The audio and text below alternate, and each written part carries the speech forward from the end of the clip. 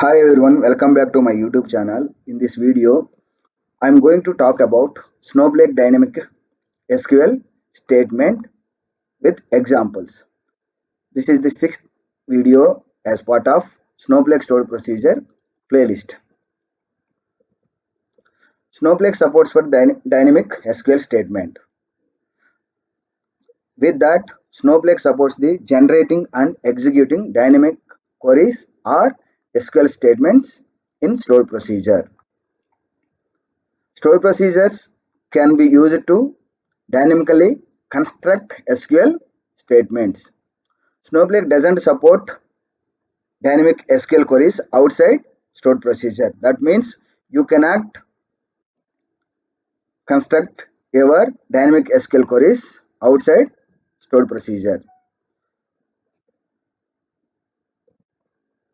Here are the steps to create a dynamic queries or statements in Snowflake. Below steps allows you to create dynamic SQL queries. The first step, define query string or statement string. To do this, you need to define a variable inside the JavaScript procedure with the variable equal to your statement. Once that is done, then the second step, prepare the SQL statement. By using the variable, for this also you have to define the variable statement equal to snowflake.create statement. The snowflake is the object which has been defined default by Snowflake itself. This is a Snowflake stored procedure API. From the API, this is one of the object. From this object, we have a create statement method. So this create statement method takes the input as our SQL command which has been defined in the above step.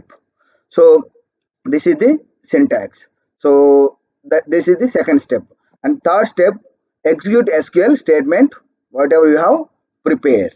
So that where rs is equal to statement dot execute. So this statement method or statement object will have the another method called the execute.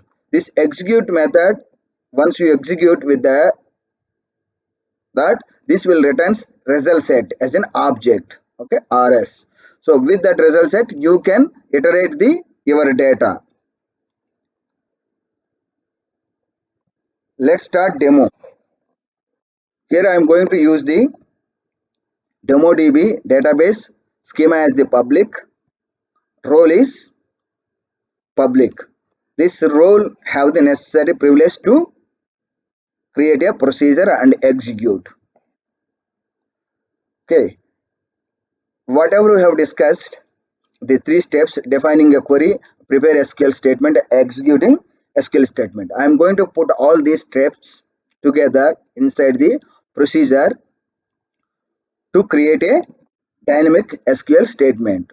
So in this example, what I am going to do, I am going to create a procedure. This procedure will truncate the table. So here you have to pass the table name as a input parameter or argument. So sp underscore truncate underscore table, procedure name, create or replace procedure name, return string, language as JavaScript, as $. Now start your Snowflake stored procedure body. Inside that body, first define a query string. So where SQL command equal to truncate table name plus concatenating our input parameter p underscore table underscore name.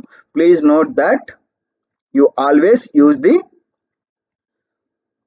uppercase only.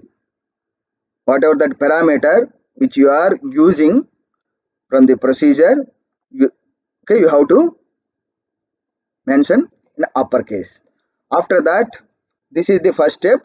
Okay, after that we have to prepare a SQL statement. So where statement equal to snowflake dot create statement. Snowflake is an object from the stored procedure API. Inside that snowflake, create statement is the method. create statement. S is the case sensitive. This is also case sensitive because it's a API inside JavaScript. So JavaScript, whatever you are going to write inside the JavaScript is a case sensitive. So create statement. This one, how to pass that our statement by using the SQL text. This is the one of the syntax. So SQL text is the capital. So it takes the input as the SQL underscore command which we have prepared as part of we have defined as part of step 1, defining query string. Once this is ready, then we need to define the or execute our SQL statement, which is a third step. So where rs is equal to statement dot execute return. This is the optional. Okay, so once you've done these 3 steps, so I just want to return the string table truncated successfully. Okay, so let me create this procedure.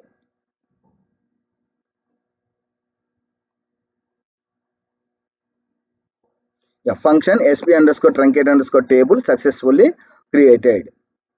So to truncate a table, let me create a table called dept table. Create or replace table name is dept with 3 columns: department number, the department name, and location. Okay. Table dept successfully created. Now let me insert the data. Okay, one row has been inserted into department table. Okay, so now I am going to call the stored procedure which with dynamic. So this call sp underscore truncate underscore table, we have to pass the parameter as the table name here to because we are going to truncate the table. So before truncating, let me check the data from the table dept table.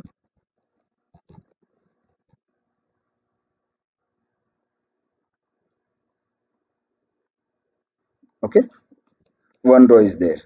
So now what I will do, let me call the procedure or executing the procedure by using the call statement. So here if you want to highlight the current statement, select the statement, turn on code highlight option. So now whatever that line number 36, I placed my cursor on line number 36, so it's highlighted. Okay, so now executed. So table truncated successfully. So now let me see the data from the table, department table. It should be 0. Yeah, so now data has been truncated from the table. So this type of procedures may require in real time when you are going to uh, process the data for a particular table. Before processing the data, you may need to truncate data from the table. So if you have only one scenario, then you can directly include your truncate statement inside your procedure. Or else if you have a same kind of requirement in the other tables also, instead of writing every time truncating table hard coding inside your procedures, so you create a separate procedure and call that procedure from each procedure.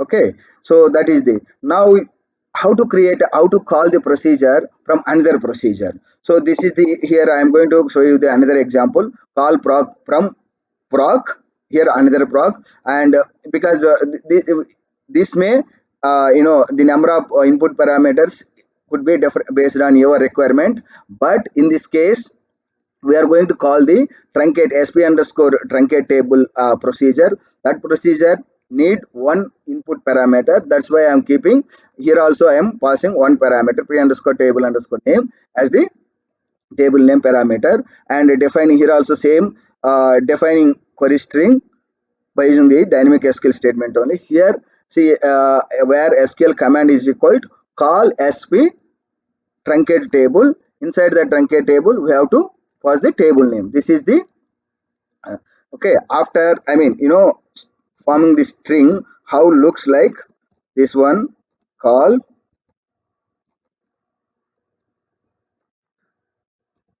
procedure DEPT. So it should be like this. So above statement equivalent to like this. Okay, after passing the actual parameter value. Okay, now the second step is the prepare SQL statement, and third statement is the execute the SQL statement. So calling after I am returning the string calling procedure executed successfully. Now let me create a this procedure function call underscore proc from proc successfully created.